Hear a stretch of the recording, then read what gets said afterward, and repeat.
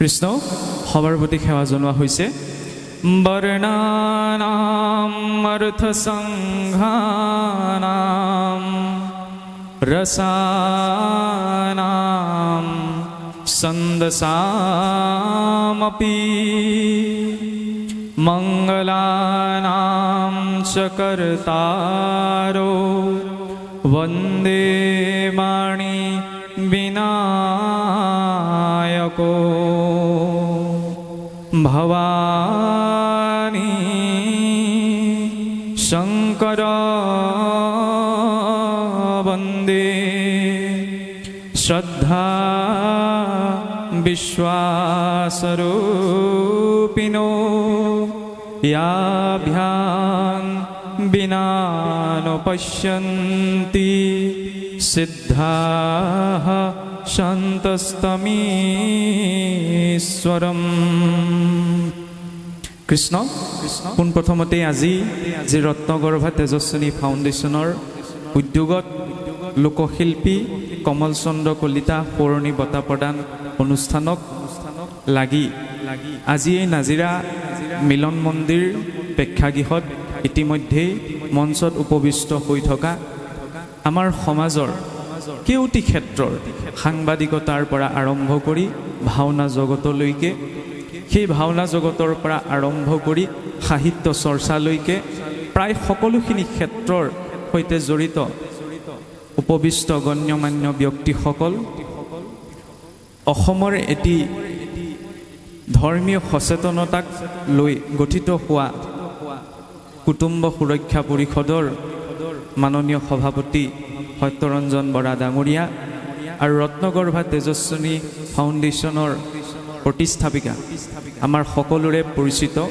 শ্ৰদ্ধাৰ অমিয়া নেও বাইদেউকে প্ৰমুখ্য কৰি ইয়াত শ্ৰোতা আৰু সহযোগী ৰূপত উপবিষ্ট হৈ থকা ব্ৰজৰ গোপীসদী গাই মাতৃসকল, ভগৱন্তৰে নিজ অংশস্বৰূপ আপোনা সব চৈতন্য স্বৰূপ সবাৰে চৰণত আমি সেৱা জনোৱা হৈছে।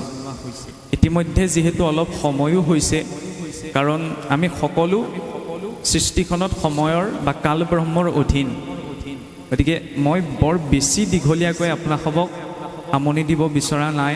আৰু ইতিমধ্যেই যিহেতু নিৰ্দিষ্টকৈ নিৰ্বাচন কৰি দিয়া বিষয়টিৰ ওপৰত সত্যৰঞ্জন বৰা ডাঙৰীয়া দেৱে ইতিমধ্যে প্ৰায় সকলোখিনি দিশ চুই এটি উপস্থাপন আপোনাসবৰ আগত ৰাখি থৈ গৈছে, কিন্তু তাক নিজ নিজ অনুসাৰে লোৱাৰ দায়িত্বটো আমাৰ নিজৰ ওপৰত নিৰ্ভৰ কৰে। কাৰণ চাওকচোন, আজি যিটি বিষয় নিৰ্বাচন কৰি দিয়া হৈছে নৱপ্ৰজন্মৰ যুৱক যুৱতী আৰু মহিলাসকলৰ মাজত ভক্তিমাৰ্গীয় সংগীত, আধ্যাত্মিক চেতনা আৰু সনাতন হিন্দু দৰ্শন। গতিকে তাৰ ওপৰত আকৌ মই নতুনকৈ কোনো কথা ক'ব বিচৰা নাই, মাত্ৰ অকণমান মোৰ নিজৰ মনোভাৱটোহে প্ৰকাশ কৰিব বিচৰা হৈছে। কাৰণ আমাৰ ইমান ধৃষ্টতা নাই যে আমি ইমান এটা গধুৰ বিষয়ৰ ওপৰত আপোনাসবৰ আগত ভাষণ ৰাখিম। চাওকচোন, আমি সকলোৱে একেষাৰে যিসকলে বেদৰ মাৰ্গক মানে, বেদ মানে হৈছে পৰব্ৰহ্মৰ পৰা লিখিত ঐশ্বৰিক জ্ঞান, সেই বেদৰ মাৰ্গত বিশ্বাস কৰি যিসকল লোক পৰিচালিত হয় সেইসকলেই হৈছে সনাতন হিন্দু। কিছুসকলে ক'ব বিচাৰে যে হিন্দু নামটো আমাক ইংৰাজসকলে দিয়া, সিন্ধু উপত্যকাৰ পাৰত বসতি কৰাৰ বাবে। কিন্তু চাওকচোন, আমাৰ শাস্ত্ৰটো হিন্দু শব্দটোৰ ব্যাখ্যা কেনেদৰে আহিছে যে হিন্দুৰ দুষ্টান্ন ভৱতি নানাৰিয়না বিদূষক সদ্ধৰ্ম পালকো বিদ্বান শ্ৰুত ধৰ্ম পৰায়ণা। অৰ্থাৎ হিন্দু কেতিয়াও দুষ্ট হ'ব নোৱাৰে। দুষ্ট মানে কি? চাওকচোন, ধৰ্মৰ আমি বিভিন্ন লক্ষণ যিদৰে সত্যৰঞ্জন ডাঙৰীয়া দেৱে ধৰ্মৰ ওপৰত ক'বলৈ গৈ সুন্দৰভাৱে কৈছে যে একেবাৰে মৌলিক যিটো চিন্তা, শ্ৰেণীৰ যিদৰে ধৰ্ম হৈছে মিঠা, এইটোতো পৰিৱৰ্তন নহয়। ঠিক তেনেদৰে চাওকচোন, আধ্যাত্মিক দৰ্শনৰ কোৱা হৈছে ধাৰ্যতে ইতি ধৰ্ম, যিয়ে ধাৰণ কৰি আছে সেয়াই ধৰ্ম। কাক আমি ধাৰণ কৰি আছোঁ? আধ্যাত্মিক দৃষ্টিৰে আমি পৰব্ৰহ্মক ধাৰণ কৰি আছোঁ, আৰু লৌকিক দৃষ্টিৰে চাওকচোন আমি কিছুমান মৰ্যাদাক ধাৰণ কৰি আছোঁ। মৰ্যাদাৰ পৰাহে ধৰ্মৰ লক্ষণটো নিৰূপণ কৰিব পাৰোঁ। মৰ্যাদা হৈছে ধৰ্মৰ আধাৰ। কিয় কোৱা হৈছে? আজি চাওকচোন, অকণমান বিষয়টো স্পৰ্শকাতৰ হ'ব পাৰে, কিন্তু হ'লেও কৈছোঁ আৰু বিবাহিত মহিলা এগৰাকী ধৰি লোৱা হৈছে স্বামীজনৰ সৈতে বিবাহ পাশত আবদ্ধ হোৱাৰ পাছত গৃহস্থী সংসাৰখনৰ স্বীকৃতি পায়, নহয়নে? আমাৰ সেইটো সমাজ ব্যৱস্থা। কিন্তু প্ৰকৃতিগতভাৱে চাবলৈ গ'লে যদি কাৰোবাৰ জ্যেষ্ঠ ভাতৃও ভগ্নীৰ সৈতে সহবাস কৰে, শুনিবলৈ এইটো বৰ টান কথা, তেতিয়াওতো সন্তান উৎপত্তি হ'ব, নহয়নে? কিন্তু সেই কথাটো জানো আমি গ্ৰহণ কৰিব পাৰোঁ? নোৱাৰোঁ। কোনে আমাক গ্ৰহণ নকৰিবলৈ কৈছে? সেই মানসিকতাটো ক'ৰ পৰা আহিছে? সেইটোৱেই হৈছে ধৰ্ম। কাৰণ ধৰ্মই আমাক এটা মৰ্যাদাৰ ভিতৰত ৰাখিছে, নহয়নে? আৰু মৰ্যাদাৰ লগতে সনাতন হিন্দু সংস্কৃতিত সদায় এটা কথা বিশ্বাস কৰি অহা হৈছে যে সংস্কাৰ অবিহনে ব্ৰাহ্মণ কুলোদ্ভৱ। ৰাৱণো কিন্তু ব্ৰাহ্মণ বুলি বন্দিত হোৱা নাই, নহয়নে? ৰাৱণ ইমান পণ্ডিত আছিল, বেদৰ ওপৰত ভাষ্যও লিখিছিল। কিন্তু এই সংস্কৃতিটোত সেই জ্ঞানকহে গ্ৰহণ কৰা হৈছে, যি জ্ঞান, যি শিক্ষা, যি ব্যৱস্থা সংস্কাৰৰ ভিতৰত আছে। ৰাৱণো জ্ঞানী আছিল, কিন্তু ৰাৱণৰ জ্ঞান জানো আমাক লাগে? নালাগে। আমাক ৰামৰ জ্ঞান লাগে। সেইকাৰণে সদায় এই দুটা বস্তু জীৱনত লাগে আমাক, যে নিজৰ মৰ্যাদাৰ ভিতৰত থাকি আমি সকলো কৰ্ম কৰোঁ আৰু নিজৰ সংস্কাৰখিনিক লৈ আমি নিজৰ জীৱনটো যাপন কৰোঁ। আৰু এই সংস্কাৰৰ ক্ষেত্ৰতেই যদি চাবলৈ যাওঁ, চাওকচোন, আজি মই এগৰাকী বুলিয়েই ক'ম, যদিও হয় যে আজি অমিয়া নেওগ কলিতা বাইদেউৰ এই অনুষ্ঠানটি যে অনুষ্ঠিত কৰিছে, তাৰ লগতে তেখেতৰ ইন্ধন আছে, কিন্তু যিটো ইঞ্জিন, সেই ইঞ্জিনটো কোনে বনাই দিছে? আজি মোকো মাতিলে কাৰণে মই আহিলোঁ, নমতাহেঁতেনতো মই নাহোঁ। আপোনালোকে ইমানসকল আইক একত্ৰিত কৰি, তাতে ইমান গৰমৰ দিন, ফেনৰ ওচৰত বহি থাকিও আমাক মানে ভাল লাগি থকা নাই। ৰাতিপুৱাৰ পৰা আইসকলে ইয়াত সহযোগিতা, ৰাতিপুৱাৰ পৰাতো অনুষ্ঠান এটা পাতিবলৈ গ'লে বহুত আগৰ পৰা সহযোগিতা লাগে। তাৰ আগত বহুত দূৰ দূৰণিৰ পৰা আহিছে, নহয়নে? নিজৰ কৰ্ম ক্ষতি কৰিও এই অনুষ্ঠানটোলৈ যে সহযোগিতা দিছেহি, এইটো প্ৰসংগ আহে। কাৰণ বিনা আহুতিত যজ্ঞ নহয়।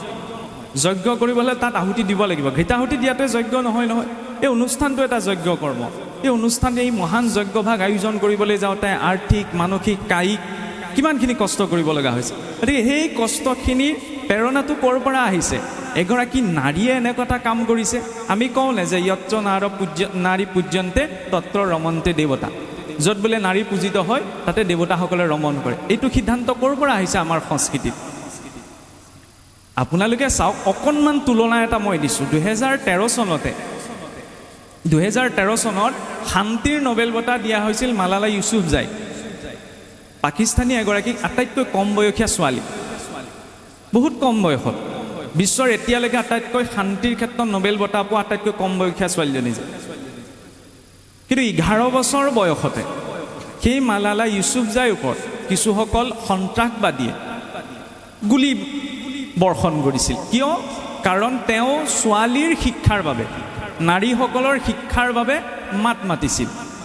11 বছৰীয়া এজনী ছোৱালী, আৰু তেতিয়া তেওঁ সেইটো ধৰ্মবিৰুদ্ধ বুলি তেওঁ গুলী মৰা হৈছিল। কিন্তু এই কথাটো পাছত তেখেত যেতিয়া পাকিস্তানৰ এৰি পেলাই আমেৰিকালৈ গুচি আহিছিল, গোটেই পৃথিৱীত এইটো কথা প্ৰসাৰ হৈ গ'ল। তেতিয়া মানে এই ছোৱালীজনীৰ সাহসক স্বীকৃতি দি বিশ্বৰ আটাইতকৈ শ্ৰেষ্ঠ এটা সন্মান শান্তিৰ নোবেল বঁটাৰে পুৰস্কৃত কৰা হৈছিল, হয়নে? গতিকে এই সংস্কৃতিটোৰেই নহয়, প্ৰকৃতিৰ এইটো প্ৰকৃতি যে সদা নাৰী পূজিত হৈছে, মাতৃ অবিহনে সৃষ্টি নহয়। সত্যৰঞ্জন ডাঙৰীয়া এটা কথা কৈ গৈছে যে তেখেত মাতৃৰ উপাসক। তেখেতেই মাতৃৰ উপাসক, এই কথাটো নহয়। আচলতে আমাৰ অসমত কিছুমান কথা ক'বলৈ অকণমান অসুবিধা। বেজী এটা দিয়াৰ আগত, চেলাইনটো দিয়াৰ আগত, অপাৰেশ্যন কৰাৰ আগত যেনেকৈ এনেস্থেচিয়া দি লয়, যাতে মানে কাটিলে কুটিলেও গম নাপায়, আমাৰ কিছুসকলৰ মানে সেই এনাস্থেচিয়া লৈ থকা নিচিনা হৈছে ধৰ্মৰ ক্ষেত্ৰত। আজি তেখেতে কৈছে হিন্দু বুলি ক'লে সংজ্ঞাটো স্পষ্ট। প্ৰথমতে হিন্দু হ'বলৈ হ'লে দুষ্ট নহ'ব লাগিব। হিন্দুৰ দুষ্টান্ন ভৱতী ন নাৰ্য না বিদূষক। তেওঁ অনাৰ্য হ'ব নোৱাৰে। আৰ্য মানে কি? আৰ্য মানে যি শাস্ত্ৰীয় নীতি নিয়ম অনুসাৰে জীৱনটো চলায়, যি শ্ৰেষ্ঠ আচৰণ কৰে। সদ্ধৰ্ম পালক বিদ্বান, দুটা শব্দ আছে, এটা হৈছে বিদ্বান, এটা হৈছে বিদ্যাৱান, হয়নে? ৰাৱণ বিদ্যাৱান আছিল, ভগৱান ৰাম কিন্তু বিদ্বানহে। দুটা মাজত অকণমান পাৰ্থক্য আছে। এটা হৈছে ৱেল কোৱালিফাইড, এটা হৈছে হাই কোৱালিফাইড। ৰাৱণ হাই কোৱালিফাইড আছিল। হাই কোৱালিফাইড আছিল যদিও তেওঁৰ নলেজ আমাক নালাগে। আমাক কি লাগে? Well qualified. কাৰণ ওছামা বিন লাডেনোচোন আপোনাৰ বহুত উচ্চ শিক্ষিত আছিল, চিভিল ইঞ্জিনিয়াৰ আছিল, ইয়াকুব মেনন, বিশ্ব ইমান ডাঙৰ ডাঙৰ সন্ত্ৰাসবাদীবিলাক, নহয়নে? গতিকে শিক্ষাটোৰ লগতে সেই শিক্ষাৰ মৰ্যাদাটো আমাক লাগে। সেই মৰ্যাদাটো ক'ৰ পৰা আহিব? ধৰ্মৰ পৰা।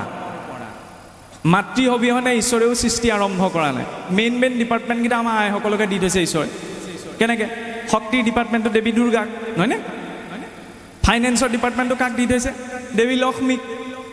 আৰু নলেজৰ বিদ্যাৰ ডিপাৰ্টমেণ্টটো কাক দি থৈছে? দেৱী সৰস্বতী, নহয়নে?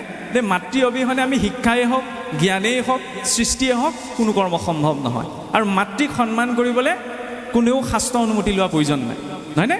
হিৰণ্যাক্ষয়েও ইন্দ্ৰৰ ৰাজমুকুটটো আনি পেলাই নিজৰ মাতৃ চৰণতহে দিছিলহি, ইমান মেনাৰ্ছ আছিল, হয়নে?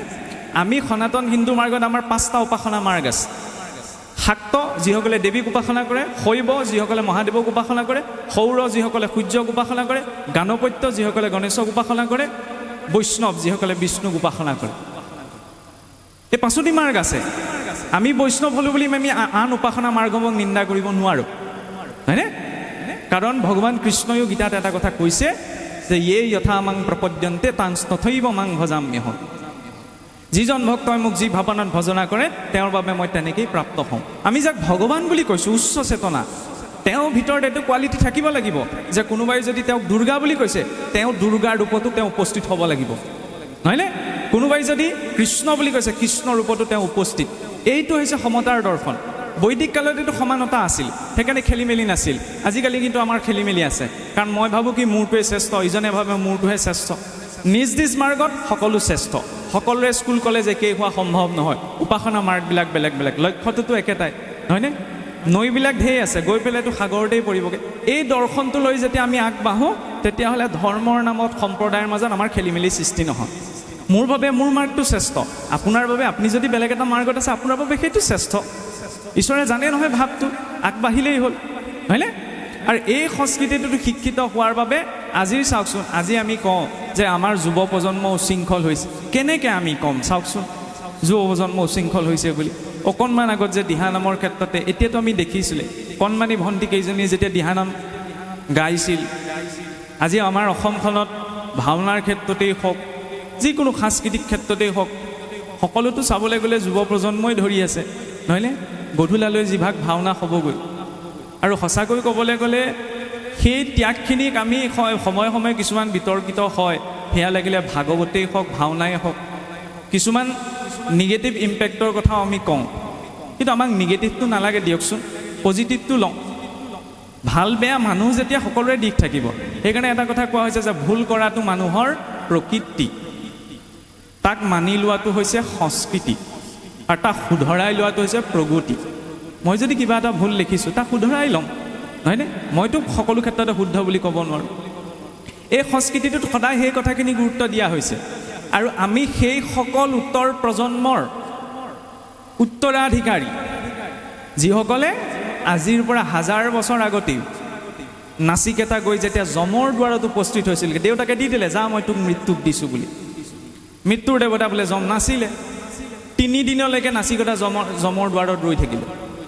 এতিয়া দেৱতাসকলেও এইটো সংস্কাৰ জানে, অতিথি এজন যদি আহে তেতিয়াহ'লে অতিথিক বিমুখে পঠাব নাপায়। আমাক গুৰুৱে শৰণ দিওঁতেও কয়, যম দেৱতা যদিও এই 3 দিন যে নাচিকেতা ৰৈ থাকিল, কৈছে বোলে তুমি 3 দিন ৰৈ থাকিলা, ৰিক্ত হস্ত অনুগচ্ছতি, এতিয়া তুমি ৰিক্ত হস্তে যাব নোৱাৰা, 3 দিন থাকিলা নহয়, মই এতিয়া তোমাক 3টা বৰ দিম, কি লাগে কোৱাব পায়। তেতিয়া বোলে মই 3টা কথা আপোনাৰ পৰা জানিব বিচাৰিছোঁ। প্ৰথম, দেউতাই যে মোক বেয়া পাই আছিল, দেউতাই যাতে মোক বেয়া পাই নাথাকে, খঙতে মোক অভিশাপ দি দিলে, কিন্তু দেউতাৰ যাতে মোৰ প্ৰতি বেয়া মনোভাৱটো তেওঁ নাইকিয়া হৈ যায়। বোলে ঠিক আছে হ'ব, সেইটো কি ডাঙৰ কথা। দ্বিতীয়তে ক'লে বোলে দ্বিতীয় বৰটো খোজা। দ্বিতীয়তে, মোৰ পিতৃয়ে যি ধৰ্ম কৰ্ম কৰিবলৈ গৈ পেলাই ইমান ক্ৰোধৰ বশৱৰ্তী হৈ পেলাই মোক অভিশাপৰ পৰ্যন্ত দি দিলে যে তুমি মৃত্যুক প্ৰাপ্ত হোৱা, সেই ক্ৰোধ, সেই ভাৱনা যাতে মোৰ পিতৃৰ ভিতৰত শান্ত হয়। বোলে ঠিক আছে। তৃতীয়তে কি লাগে? তৃতীয়তে ক'লে বোলে মোৰ দেউতাই গোটেই জীৱনটো সকলো কথা বাদ দি পেলাই যি ধৰ্মক জানিবলৈ সকলো কৰ্ম কৰিলে, সেই ধৰ্মৰ জৰিয়তে জানিব পৰা ব্ৰহ্মবিদ্যা আপুনি মোক কওক। জন দুখোজ পিছুৱাই গুচি গ'ল। কিয় পিছুৱাই গুচি গ'ল? বোলে বোপাই, ব্ৰহ্মবিদ্যা জনাটো ইমান সহজ নহয়, দেৱতাসকলেও দুৰুহ, গতিকে তোমাৰ তাৰ বিপৰীতে বোলে এটা কল্পৰ বাবে তোমাক ইন্দ্ৰ পাতি দিম, সহস্ৰ ৰমণীৰ সৈতে ভোগবিলাক তুমি লৈ লোৱা, কিন্তু তুমি ব্ৰহ্মবিদ্যাৰ কথা নুশুনিবা। 5 বছৰীয়া নাচিকেতাৰ দৃঢ় প্ৰতিজ্ঞা চাওক, ক'লে যে প্ৰভু ভোগ কৰিনো মই কি কৰিম, আজি ভোগ কৰিম ভাল লাগিব, কাইলৈ শেষ হৈ যাব, মোক এইখিনি নালাগে, মোক আপুনি ব্ৰহ্মবিদ্যাৰ বিষয়ে কওক। 5 বছৰ বয়সতে এইটো সংস্কৃতিত এটি সন্তানে মৃত্যুৰ দেৱতা যমক ব্ৰহ্মবিদ্যা সুধিছে, নহয়নে? আমি আকৌ কি সুধোঁ, আজিকালি চালেই হ'ল, সেইবিলাক বিষয়ত মই নুসুমাওঁগৈ আৰু, সকলোৱে আমি জানো, নহয়নে? যে ভাল কি বেয়া কি, কি খাব লাগে কি খাব নালাগে, কলৈ যাব লাগে কলৈ যাব নালাগে। আজি হিন্দুস্তান পাকিস্তানৰ পৰা ককাই ভাইলৈকে মাটিৰ লগত লাগি সীমাটোক লাগি দন হোৱা দেখা যায়। এই হিৰণ্যাক্ষৰ প্ৰতি ভাতৃপ্ৰেম ইমান আছিল, এই কশিপুৱে বধ কৰি থৈ যোৱাৰ পাছত ঈশ্বৰৰ বিৰুদ্ধে অস্ত্ৰ তুলি লৈছিল, ভায়েকক মাৰি থৈ গ'ল কাৰণে। আমাৰ নিজৰ ককাই ভাইৰ মাজত যদি মিল নাই, সেই সংস্কাৰখিনি এইটো সংস্কৃতি শিকাইছেনে? তাৰ প্ৰতি আমি দায়বদ্ধ হ'ব লাগিব। ঋষি অষ্টাবক্ৰ শৰীৰৰ 8টা অংগ বেকা হৈ জন্ম হৈছিল। ভাবি চাওকচোন, কাৰোবাৰ যদি মোৰ সোঁ হাতখন যদি বেকা হয় ভাল লাগিবনে? যাৰ শৰীৰৰ 8টা অংগই বেকা, সেইজনী কিমান কষ্ট পাব। 11 বছৰ বয়সত মহাৰাজ জনকক আত্মজ্ঞান প্ৰদান কৰিছে। বিশ্বত এনেকুৱা কোনোবা সংস্কৃতি আছেনে? নাই। আজিৰ পৰা 2000 বছৰ আগতে যেতিয়া গোটেই ভাৰতবৰ্ষখন প্ৰায় নাস্তিক দৰ্শনে আৱৰি ধৰিছিল, 8 বছৰ বয়সতে দক্ষিণ ভাৰতৰ পৰা এজন সন্তান আহিছিল, সন্ন্যাস ধৰ্ম গ্ৰহণ কৰি চাৰিওদিশে বৈদিক 4টা মঠ স্থাপন কৰি সকলো নাস্তিক দৰ্শন এজন ব্যক্তিয়ে খণ্ডন কৰিলে। সেইজন কোন আছিল? সেইজনৰ বিষয়ে আমাক পঢ়োৱা নহয়, আমাক কাৰ বিষয়ে পঢ়োৱা হয়? আক্ৰমণকাৰীসকলৰ বিষয়ে। আদিগুৰু শংকৰাচাৰ্য, মহাপুৰুষ শংকৰদেৱলৈ চাওকচোন। আজিহে আমি শংকৰদেৱ 500 বছৰ আগতে কেনেকুৱা পৰিস্থিতি সৃষ্টি হৈছিল। আমাৰ নিজৰ মানুহে ভুল কিছুমান ধাৰণা দি পেলাই মহাপুৰুষ ইয়াৰ পৰা গুচি যাবলগীয়া হৈছিল। ইমানখিনি ত্যাগ, যেতিয়া মই সৰু উদাহৰণ এটা দিছোঁ যে ধৰ্মটোৰ প্ৰতি ইমান আমি ধৰ্ম কিয় কৰিব লাগে, ইমান আমি হিন্দু কেলৈ কৰিব লাগে? কাৰণ এই ধৰ্মটোক ৰক্ষা কৰিবলৈ আমাৰ পূৰ্বপুৰুষসকলে নিজৰ প্ৰাণ ত্যাগ কৰি থৈছে। কেনেকৈ? শিখ ধৰ্মৰ 10ম গুৰু গোবিন্দ সিঙৰ 2জন পুত্ৰ আছিল, জোৰাবৰ সিং আৰু ফাতেহ সিং। এজনৰ 7 বছৰ, এজনৰ 9 বছৰ। আইসকলে ভাবি চাওকচোন, 7-9 বছৰীয়া ল'ৰাটোৰ কিমান জ্ঞান থাকিব পাৰে? ঔৰংজেবে কৈছিল যে গুৰু গোবিন্দ সিঙক ধৰিব নোৱাৰিলে, তোমালোকে আমাৰ ধৰ্ম গ্ৰহণ কৰা, নহ'লে তোমালোকক শিৰচ্ছেদ কৰা হ'ব। ভয় দেখুৱাইছিল। দুইজনে ক'লে কি, আমি নিজ গুৰুৰ ওচৰতহে শিৰ দোৱাম। য'ত এনেকুৱা হিংসাৰ কথা কোৱা হৈছে তাত আমি মূৰ নুদুৱাওঁ বোলে। ইমান দম বোলে। তেওঁলোক নিজৰ স্থানত দৃঢ় প্ৰতি। দৰবাৰত থকা সকলো লোক আচম্বিত যে 7 বছৰীয়া 9 বছৰীয়া ল'ৰা এটাৰ সন্মুখতো মৃত্যুৰ ভয় দেখুওৱাৰ পাছত তেওঁলোকে কৈছে বোলে মৰি গ'লেও আমি আনৰ ধৰ্ম গ্ৰহণ নকৰোঁ। আজিকালি আমাৰ দুটামান পইচাৰ কাৰণে আমি ৰাজনীতিৰ দলৰ দৰে ইফালৰ পৰা সিফালে বাগৰি ফুৰোঁ। বুজি পাইছেই চাগে কি ক'ব বিচৰা হৈছে। এইবিলাক স্পৰ্শকাতৰ বিষয় টানি অনা হৈছে। এইকাৰণে এনাস্থেচিয়া লৈ থাকিলে নহ'ব, অকণমান জাগ্ৰত হ'ব লাগিব, হয়নে? তেতিয়া বোলে ভয় দেখুৱাবলৈ এই 7 বছৰীয়া 9 বছৰীয়া ল'ৰা দুটা কি কৰিলে, পকা ৱালত গাঁঠি দিলে জীয়াই। এইটো সৰু কথাতে ভাবি চাওকচোন। 7 বছৰীয়া 9 বছৰীয়া ল'ৰা দুটাক যদি পকী ৱালত গাঁঠি দিয়া হয়, কিয়? নিজৰ ধৰ্ম ত্যাগ নকৰাৰ বাবে। এইটো গোড়ামী নহয় ধৰ্মৰ নামত, এইটো নিজৰ ধৰ্ম নিষ্ঠা, হয়নে? তেওঁলোকে এই ধৰ্মটো কিমান ৰক্ষা কৰিলে, নিজৰ প্ৰাণ ত্যাগ কৰিলে। আমিতো হ'বলগীয়া হ'লে হয়তো নিজৰ সমাজ সংস্কৃতিৰ দিশখিনি আমি জানিব লাগে। 5 বছৰ বয়সতে নিজৰ দেউতাকৰ পৰা ইমান কষ্ট পালে ভক্ত প্ৰহ্লাদ। কাহানী বা জানো ঈশ্বৰৰ নাম ল'লে বাদ নিদিলে নহয়। ক'ব পাৰিলেহেঁতেন, হাই কণা ভগৱানে মোৰ জীৱনত কিয় ইমান দুখ দিলে। কাহানিও বিলাপ কৰা নাই। আমি অকণ কষ্ট পালেই কওঁ নহয় যে ঈশ্বৰে কৰালে আৰু কি কৰিম। আমি বহুত সৌভাগ্যৱান মানুহ যে আমি বহুত ভাল যুগত বাস কৰিছোঁ। দণ্ডকাৰণ্যত যেতিয়া ভগৱান ৰাম ত্ৰেতা যুগত গুচি গৈছিল, দেখিলে বোলে ডাঙৰ ডাঙৰ সাৰৰ দম খাই আছে। বিশ্বামিত্ৰক সুধিলে, প্ৰভু বোলে এইবিলাক কিহৰ দম? বিশ্বামিত্ৰই কৈছে বোলে এই অসুৰবিলাকে ঋষিমুনিসকলক সাৰ মূৰ চুবাই পেলাই দম কৰি পেলাই ডাঙৰ পাহাৰ সদৃশ কৰি দিলে। আমিতো দেখিবলৈ পোৱা নাই। আমি ভালত আছোঁ নে? আমি বহুত ভালত আছোঁ। আমি বহুত সৌভাগ্যশালী হয় যে আজি যিটো টাইম কেলকুলেশ্যন নাচায়ো পোৱাগৈ নাই, যিখন ইউনিভাৰ্চৰ ধাৰণা নাচায়ো ঢুকি পোৱাগৈ নাই, সেইখন ইউনিভাৰ্চৰ কনচেপ্ট কিন্তু আপোনাৰ মোৰ গাঁৱৰ নামঘৰত বহি আছে। কেনেকৈ? বৈকুণ্ঠৰ আৰ্হিত সপ্ত বৈকুণ্ঠ। 14খন ইউনিভাৰ্চৰ পাছত বোলে সেইখন বৈকুণ্ঠ আছে। কম ডাঙৰ কল্পনা নে? কল্পনা বুলি ক'লে ইমান উচ্চস্তৰীয় কল্পনা, নহয়নে? বহুতে কয় সময়ে আজিকালি বোলে লোকসকল উচ্চ শিক্ষিত হলতহে কি হৈছে নাৰীসকলে সকলো দিশত সমানতা পাইছে আগতে বোলে আমাৰ সতীদাহ প্ৰথালৈকে আছিল সতীদাহ প্ৰথা আমাৰ নহয় এইটো বাহিৰৰ পৰা আমদানি কৰি অনা ব্যৱস্থা যদি সতীদাহ প্ৰথা আপোনাৰ আমাৰ মাজত থাকিলেহেঁতেন আপুনি ভাবি চাওক দেৱী কুন্তীওচোন সতী হ'লহেঁতেন সতী হ'ল জানো নিজৰ স্বামীজন ঢুকাই গ'ল নাই হোৱা আমি সেইটো সংস্কৃতিৰ লোক যিটো সংস্কৃতিত আমি ৰাতিপুৱাই যেতিয়া উঠো সাৰ পোৱাৰ লগে আমাক গুৰুসকলে কয় জীৱনত শুদ্ধ সাত্বিকতাৰ প্ৰয়োজন সেই প্ৰেৰণাটো ক'ৰ পৰা ল'বা তাত ঋষিমুনিৰ নাম নাই 5 গৰাকী কন্যাৰ নাম আছে অহল্যা দ্ৰৌপদী তাৰা কুন্তি মণ্ডুতৰী তথা পঞ্চকন্যা স্মৰি নিত্যম মহাপাতকনাসন সেইটো সংস্কৃতিৰ লোক ৰাতিপুৱা উঠোতে আমি কাক স্মৰণ কৰিছোঁ অহল্যা দ্ৰৌপদী তাৰা কুন্তি মণ্ডুতৰী এই 5 গৰাকী নাৰী কোনোবাই ক'ব পাৰিবনে কোনোবাৰ সংস্কৃতিত এইটো আদৰ্শ আছেনে 2000 বছৰ পাছতেই যেতিয়া শংকৰাচাৰ্যই কৰ্মকাণ্ডৰ ব্যৱস্থাক খণ্ডন কৰিবলৈ মণ্ডন মিশ্ৰৰ সৈতে শাস্ত্ৰাৰ্থ কৰিছিল মানে শাস্ত্ৰীয় যুক্তি তৰ্ক কৰিছিল তেতিয়া সনাতন ধৰ্মৰ আটাইতকৈ উচ্চ মৰ্যাদা প্ৰাপ্ত হৈছে সেই শংকৰাচাৰ্য সেই শংকৰাচাৰ্যৰ সৈতে যেতিয়া মণ্ডন মিশ্ৰই শাস্ত্ৰাৰ্থ কৰিছিল সেই শাস্ত্ৰাৰ্থৰ নিৰ্ণায়ক কোন আছিল জানেনে তেওঁ সেই শাস্ত্ৰাৰ্থৰ নিৰ্ণায়ক আছিল মণ্ডন মিশ্ৰৰ পত্নী উমা ভাৰতী বা উভয় ভাৰতী এগৰাকী মহিলাই যে সনাতন ধৰ্ম আটাইতকৈ উচ্চ মৰ্যাদা প্ৰাপ্ত গুৰুজনে তৰ্ক বিতৰ্ক কৰোঁতে তাৰ নিৰ্ণায়ক ৰূপত আছিল এনেকুৱা সৌম্যতাৰ দৰ্শন ক'ত আছে বৈদিক কালতো যদি আমি চাওঁ অপালা লোপমুদ্ৰা গাৰ্গী মৈত্ৰী ইত্যাদি মহিলা ঋষিসকলৰ কথা পাওঁ হয়নে কাৰণ আমাৰ সেইটো সংস্কৃতি যি মাতৃগৰাকীয়ে নিৰ্মাণ কৰিব পাৰে পিতৃয়ে বস্তুখিনিয়ে গোটাই দিব সংস্কাৰটো ক'ৰ পৰা আহিব মাতৃৰ পৰা মাতৃগৰ্ভতে সংস্কাৰ আহিলে ভক্ত ধ্ৰুৱই যেনেকৈ পাইছিল ভক্ত প্ৰহ্লাদে যেনেকৈ পাইছিল হয়নে মাতৃগৰাকীয়ে গৰ্ভত সন্তানটি পালন কৰোঁতেই কি ভাবে কি খায় কি কয় তাৰ পৰা সন্তানটিৰ ছফ্টৱেৰটো তেতিয়াই ডিজাইন হয় পাছত এপ্লিকেশ্যনহে হয় এপ্লাইহে হয় এই সংস্কৃতিতে সেই জ্ঞানটো দিয়া হৈছিল নহয়নে এইটো সংস্কৃতিত ডাঙৰ দীঘল হৈ যদি আমি গীতাৰ প্ৰথম শ্লোকটো নাজানো এই সন্ত্ৰাসবাদীসকলেও কোৰাণৰ কলমাটো জানে নহয়নে আমি নিজৰ ল'ৰা ছোৱালীখিনিক শিকাব লাগিব নে যে গীতাৰ প্ৰথম শ্লোকটো আমাৰ কি মই এইটো কোৱা নাই যে আমি শিকোৱা নাই কাৰণ চাওকচোন আপোনাৰ হওক মাতৃসকলেও নিজৰ ল'ৰা ছোৱালীক লৈ আহিছে সকলো দিশত আগবাঢ়ি গৈছে তাৰ লগতে আমাৰ আৰু অকণমান ৰেছপনচিবিলিটি লাগিব যাতে আমি ঈশ্বৰৰ নামত তিলক এটা ল'বলৈ লাজ নকৰোঁ নহয়নে যেনেকৈ বিবাহিত আইগৰাকীয়ে তিলকটো কিয় লয় তেতিয়া আমি দেখাৰ লগে লগে গম পাওঁ নে বিবাহিত হয়নে নহয় এতিয়া আমাৰ সংস্কৃতিটো তেনেকুৱা এটা আছে কি আমাৰ অকণমান এলাহ উপজে আমি কওঁ কি আমি দেখুৱাই ভক্তি নকৰোঁ অন্তৰৰ পৰা ভক্তি কৰোঁ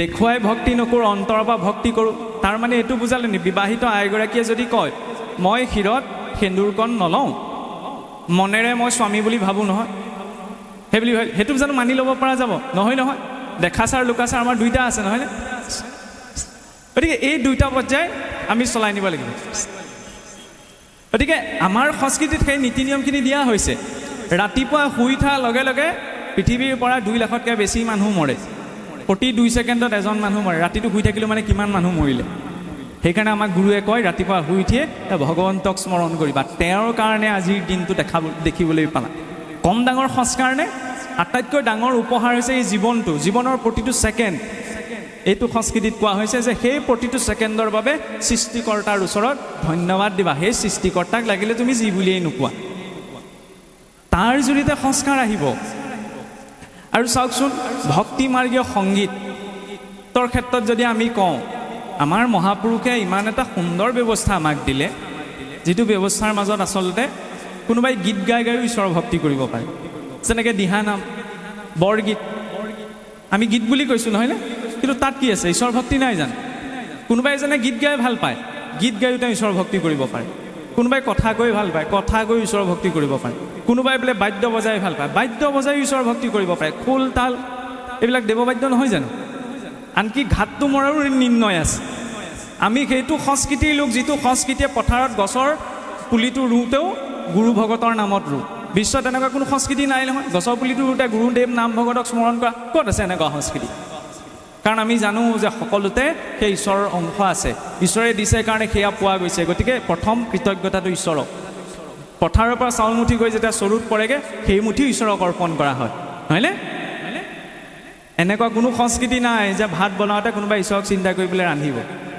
2015 চনতে এইটো প্ৰমাণ কৰি দেখুৱাইছিলে জাপানৰ মাছাৰু ইমোটো নামৰ এজন বিজ্ঞানীয়ে যে অন্নমুঠি পাক কৰোঁতে যি ভাৱ থাকে সেই ভাৱৰ মতে অন্নৰ গঠনটো পৰিৱৰ্তন হৈ যায় হয়নে সেইটো সংস্কৃতিৰ লোক হৈছোঁ আমি খোৱাৰ পাছত যেতিয়া পেটত মল জমা হয় মল জমা হ'লে আমি ত্যাগ কৰিবলৈ যেতিয়া বোলে শৌচাগাৰলৈ যাওঁ শৌচাগাৰত স্নান আদি কৰ্ম কৰোঁতেও আমাৰ ধৰ্ম ৰক্ষা পৰে হয়নে ঈশ্বৰক চিন্তা কৰি গুৰু বাক্যৰে সেইটো সংস্কৃতিৰ লোক হৈছোঁ আমি বিশ্বৰ আটাইতকৈ শ্ৰেষ্ঠ সংস্কৃতি আমাৰ হাতত আছে সেইটো আমি বুকু ভিন্দাই ক'ব পাৰোঁ গীতা ভাগৱতৰ জ্ঞান আজি বিশ্বৰ আটাইতকৈ ডাঙৰ ডাঙৰ university Cambridge university Harvard university সাইকোলজিৰ কম্পালচৰি কোৰ্চ হিচাপত পঢ়োৱা হৈছে ভগৱত গীতা হয়নে আমিতো নিজৰ সমাজ সংস্কৃতি অধিকাৰ ৰূপত পাইছোঁ শিকিব লাগে যেতিয়া প্ৰথম এটম বম পৰীক্ষণ কৰা হৈছিল আমেৰিকাত 1945 চনত হয়নে তেতিয়া এটম বম পৰীক্ষণ কৰোঁতে তাৰ মূল বিজ্ঞানী আছিল জুলিয়াছ ৰবাৰ্ট অপেনহাইমাৰ খ্ৰীষ্টান মানুহ আছিল কিন্তু যেতিয়া বম ফুটিছে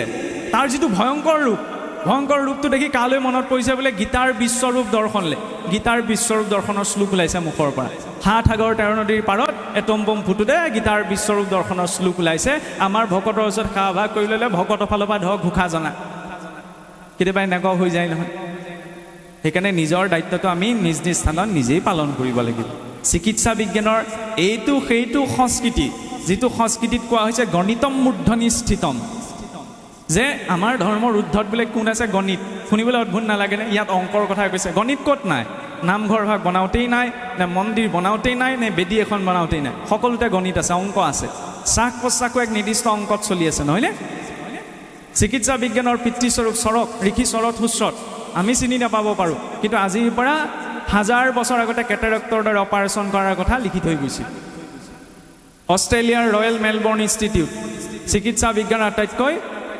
ভাল ভাল ডক্টৰসকলক ট্ৰেইনিং দিয়া ইনষ্টিটিউট তাৰ সন্মুখত তেওঁলোকৰ প্ৰতিমূৰ্তি স্থাপন আছে আমি চিনি পাওঁনে এই ধৰ্মটোক ৰক্ষা কৰিবলৈ ছত্ৰপতি শিৱাজী মহাৰাজ সম্ভাজী মহাৰাজৰ দৰে সেই ব্যক্তিত্বসকলক কিছুসকল বিদ্ৰোহী ৰজাই কি কৰিছিল বজাৰত চুচৰাই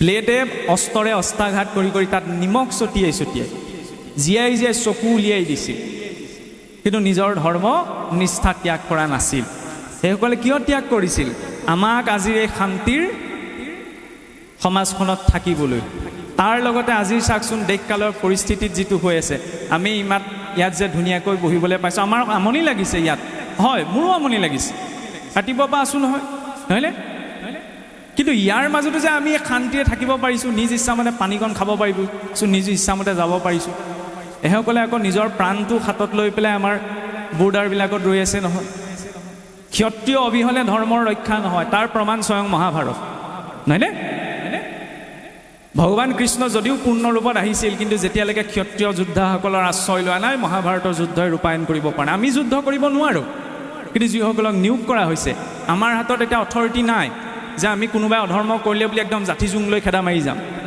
ভগৱান কৃষ্ণ অৰ্জুনক অথৰিটি দিছিল এতিয়া অথৰিটি সেই ক্ষত্ৰিয় জোৱানসকলৰ আছে BSF হওক নৌ সেনাই হওক বায়ু সেনাই হওক স্থল সেনাই হওক তেওঁলোকে নিজৰ প্ৰাণটো আগত লৈ আছে কাৰণে আজি আমি শান্তিৰে থাকিবলৈ পাইছোঁ নহয়নে সেয়াও এক প্ৰকাৰৰ পূজা এই সংস্কৃতিটোত পূজা ঈশ্বৰ সেৱা বুলি ক'লে কেৱল গন্ধ পুষ্প দিয়াটোৱেই ঈশ্বৰ সেৱা বুলি কোৱা হোৱা নাই দেশ মাতৃৰ সেৱাটো প্ৰথম সেৱা কাৰণ ভগৱন্তয়ো অৱতাৰ গ্ৰহণ কৰে আমি কওঁ অসন্তসকলক পালনৰ অৰ্থে দুষ্টক দমনৰ অৰ্থে ভগৱন্ত অৱতাৰ গ্ৰহণ কৰে তাৰ লগতেতো এইটোও আছে যে এই ভাৰত ভূমিক ৰক্ষা কৰিবলৈও ভগৱন্ত অৱতাৰ গ্ৰহণ কৰে এই ভগৱন্তবিলাক এইটো পাৰ্চিয়েলিটি কৰিছে বাকীবিলাক দেশ আছে ভাৰতৰ কথা কিয় কৈছে যে ভায়া ৰতাংগীতি ভাৰত হওক যিখন দেশৰ লোকসকল সদা সৃষ্টিৰ আদিকালৰ পৰা পোহৰৰ সন্ধানত জ্ঞানৰ সন্ধানত আছে সেইসকল লোক হৈছে ভাৰত আজি পাশ্চাত্যটো যত যিমান লোক হৈ গৈছে সেইসকল লোকেও আধ্যাত্মিকতাৰ ক্ষেত্ৰত জ্ঞান ল'বলৈ ভাৰতলৈ আহিছে চীনৰ এনচাইন হিষ্ট্ৰী জাপানৰ এনচাইন হিষ্ট্ৰী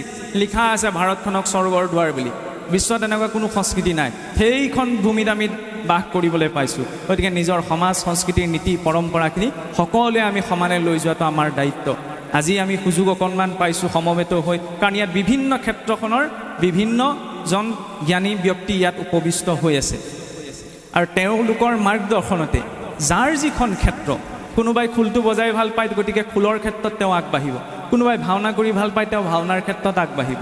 কোনোবাই নামষাৰ গায়, নিজ নিজ ক্ষেত্ৰ অনুসাৰে এই দিশত আগবাঢ়ি গৈ থাকিব পাৰে। আৰু বেছি দীঘলীয়া নকৰোঁ, হয়তো এইখিনি কথা ক'বলৈ যাওঁতে দুই এটা কথাত অকণমান নিজৰ আৱেগটোও জড়িত হৈ গৈছে, গতিকে অকণমান আগপিছ হ'ব পাৰে, তাৰ বাবে আমি ক্ষমা প্ৰাৰ্থী। আৰু কৈ যোৱা কথাখিনিতো যদি আমাৰ কিবা ভুল ত্ৰুটি ৰৈছে, সুধীবৃন্দ মঞ্চত উপবিষ্ট হৈ আছে, তাৰ সমষ্টিয়ে যাতে আমাক ক্ষমা কৰে। আৰু এই অনুষ্ঠানটি অনাগত দিনতো এনেদৰে এক অপ্ৰতিৰোধ্য ধাৰাৰে যাতে আগবাঢ়ি গৈ সমাজত এক দিক নিদৰ্শনা দিব পাৰে, সেই ভাৱনাৰেই মহাপ্ৰভুৰ চৰণত প্ৰাৰ্থনা জনাই ইমানতে মোৰ বক্তব্য সামৰণি মাৰি সমস্ত জনৰ প্ৰতি সেৱা জনোৱা হৈছে। কৃষ্ণ।